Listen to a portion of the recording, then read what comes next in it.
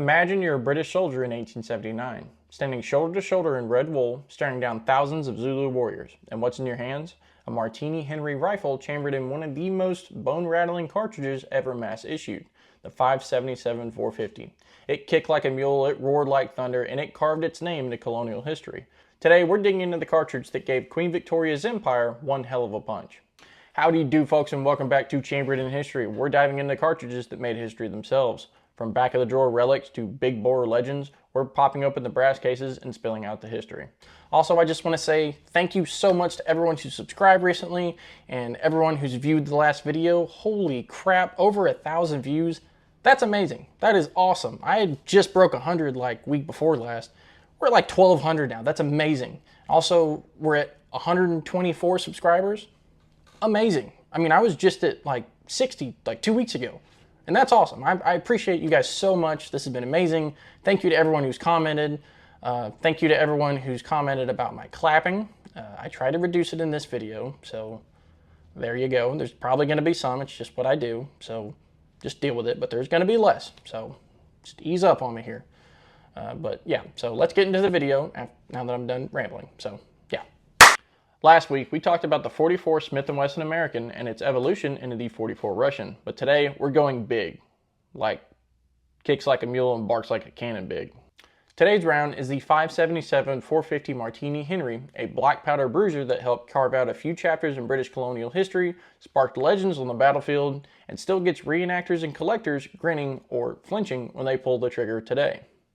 The story of the 5.77 450 starts where our not-so-little friend, the 5.77 Snyder, left off.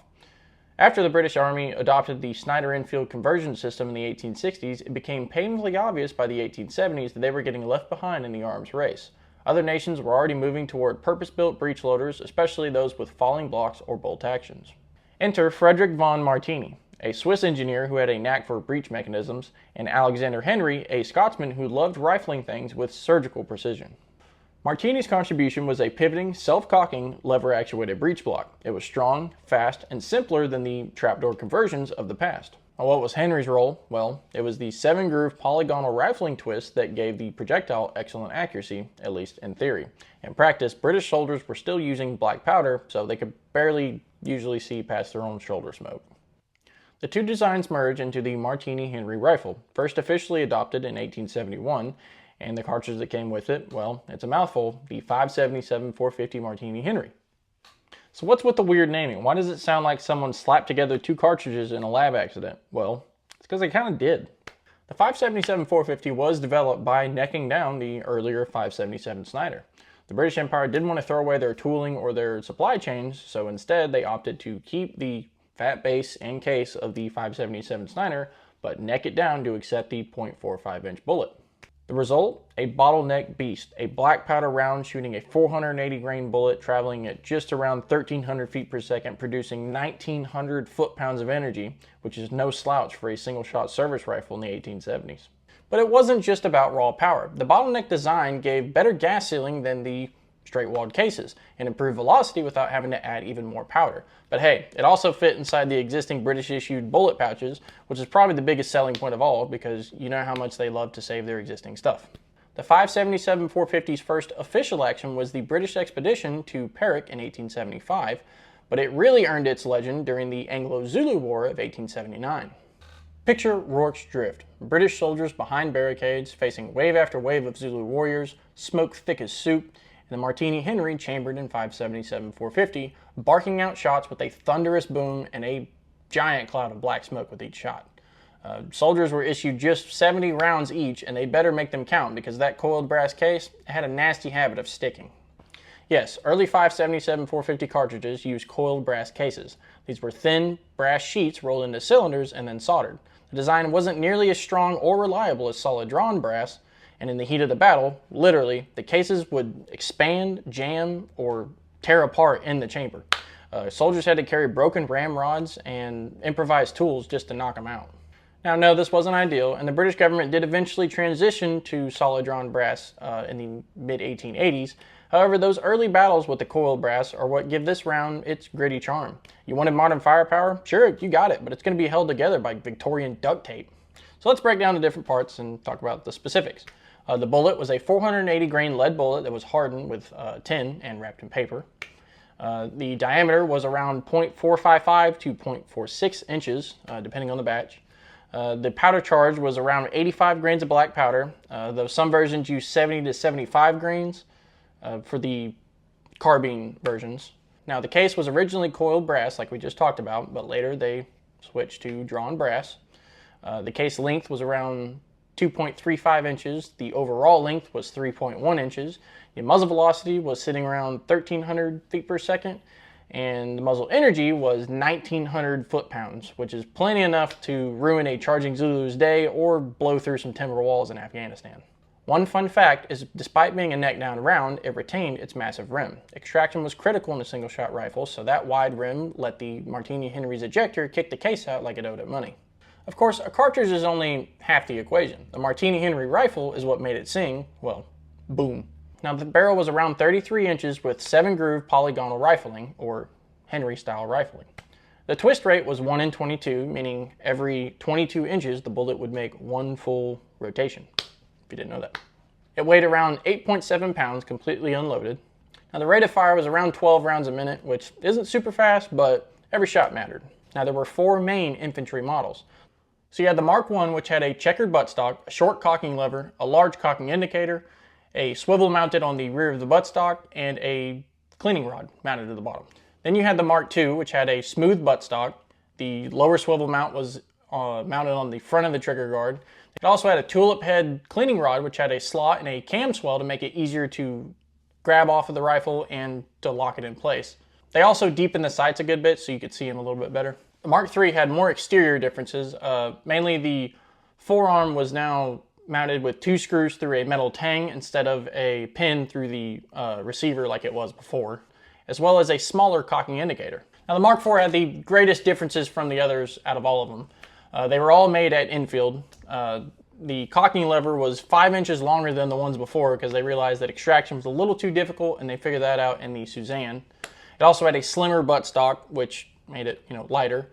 And the receiver was also rounded, cut down, and sloped to help with the grip. They also replaced some of the screws with brass screws to prevent rust from freezing in them, and there was also, in the back of the butt plate, you'll see there will be a picture of a brass plate between the buttstock and the butt pad. This was to prevent the same issue. As well as the operating lever cup was also found in brass. The cleaning rod was now also integral to the rifle and redesigned itself. There were also 3 different versions of the Mark IV, which were the A model, B model, and C model. The most distinguishing being the B and C model, which now had ramped up sights instead of the, you'll see the picture. They're more ramped up, like more modern day, whereas the other ones kind of went straight up. It was called a different style, but I forget what it is. I'll add it right there, but yeah. Also, I know the lighting is weird and my mustache is messed up, but I had already done this part and I didn't like the way it was done. It was just too crappy. And so I actually redid this part whenever I got home from work, and I'm cooking dinner right now, which is why it probably seems a little rushed through, at least at that part. And I don't mean that, but I did want to get the video out on time. Sorry, back to the video. Each version brought tweaks to performance and handling, but all fired the same 5.77-450 round, and all of them could punch through anything standing in your way. Shooting the 5.77-450 wasn't exactly gentle. Recoil was noticeable. Let's just say if you didn't shoulder it properly, you'd be wearing a Martini Henry-shaped bruise for a week.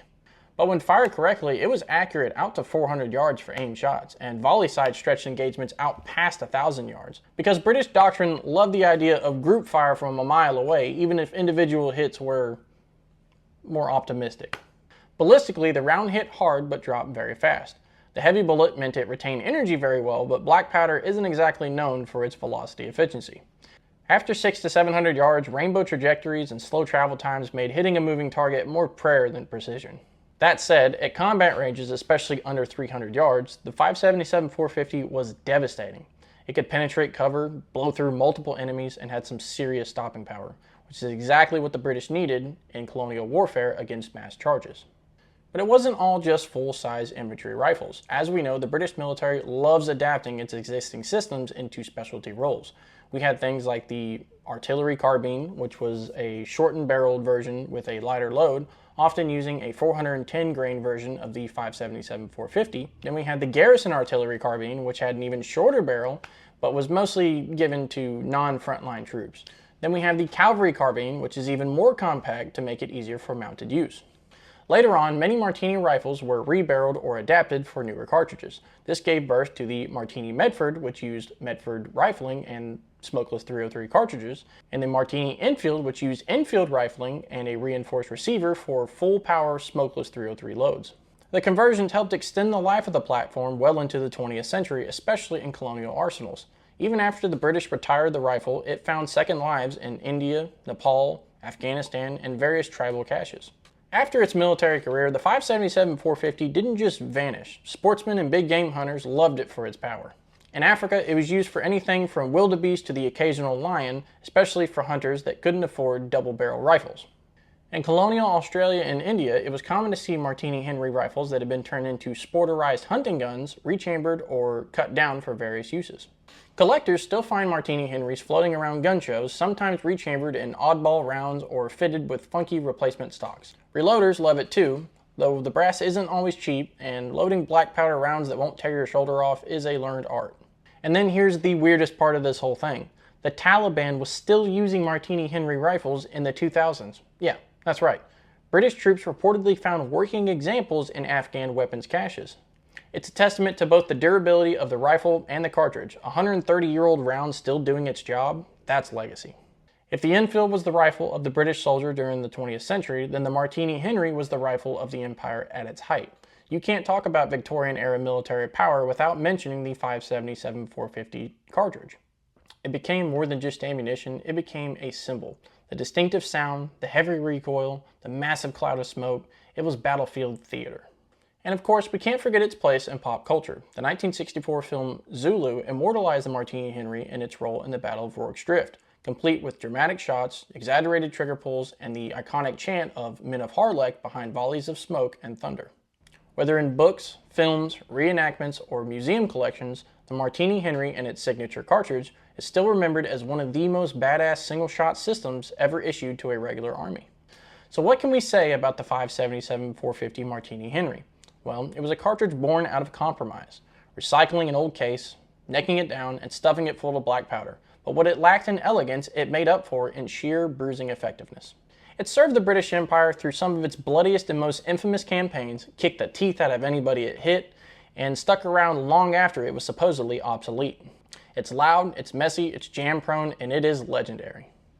Next time, we're trading our red coats and elephant guns for spiked helmets and Prussian steel. That's right, our next cartridge is the 11x60mm Mauser, a round that helped unify Germany, arm colonial troops, and challenge British firepower head-on. If you thought the Martini Henry was a powerhouse, wait till you meet its German counterpart. If you enjoyed this deep dive into black powder mayhem, then don't forget to like, subscribe, and fire off a volley of comments below. Got questions about the 5.77-450 or horror stories from the reloading bench? Drop them down there. I'd love to see them. And remember, this is Chambered in History. We're diving into the story of cartridges that made history themselves, one round at a time. So keep your powder dry and your brass polished, and we'll catch y'all next time. Thank you.